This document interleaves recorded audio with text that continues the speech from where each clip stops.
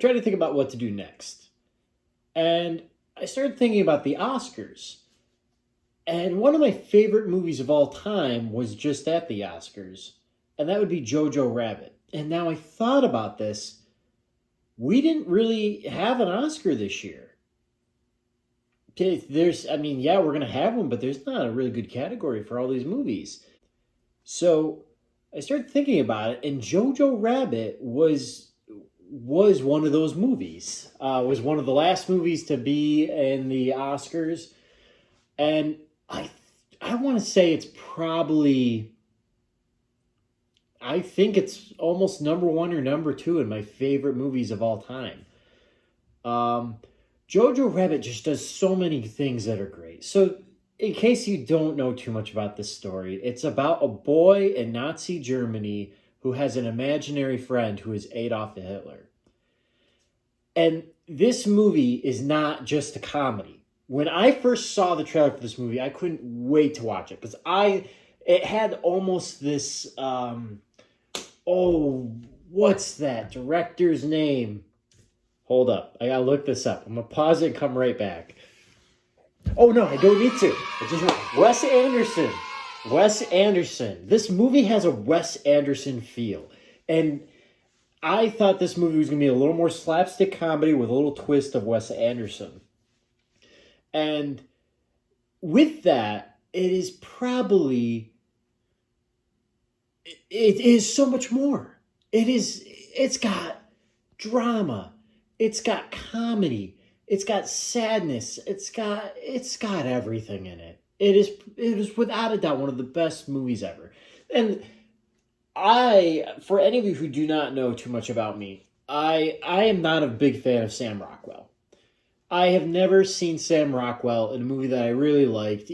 Galaxy Quest, sure, he was funny. I hated him in Iron Man. Even his dramas, I've seen him in a couple dramas. There's this one, I can't remember. It's about a mother who had her daughter murdered, and Sam Rockwell played a cop in that movie. And granted, I thought he did a pretty good job, but I was not impressed.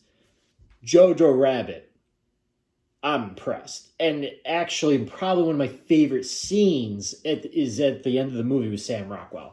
Is probably one of the greatest movie scenes I've ever had. It's a privilege of watching.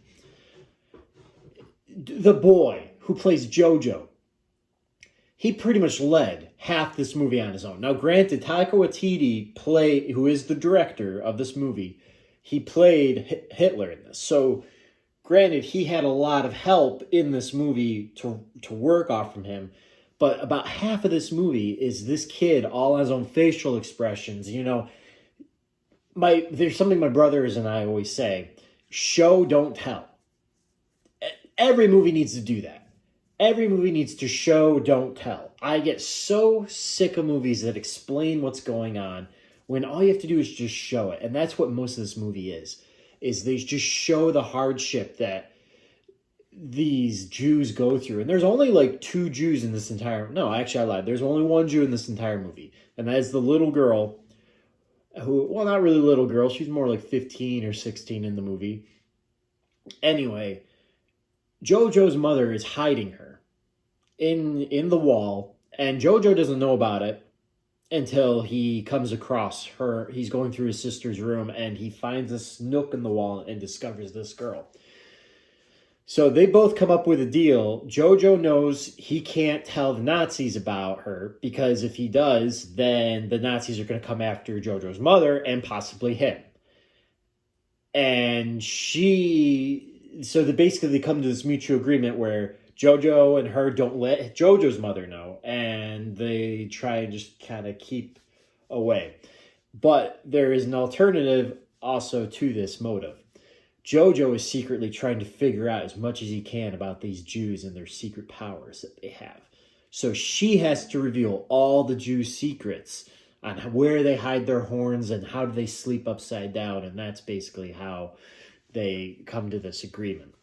Which, she's just messing with JoJo and he believes it. And he starts going around and telling all his little Nazi friends, they sleep upside down. They sleep in the caves. They're attracted to shiny things. But that sounds kind of not very funny, but I kid you not, this movie has so much heart in it. It is without a doubt my favorite movie.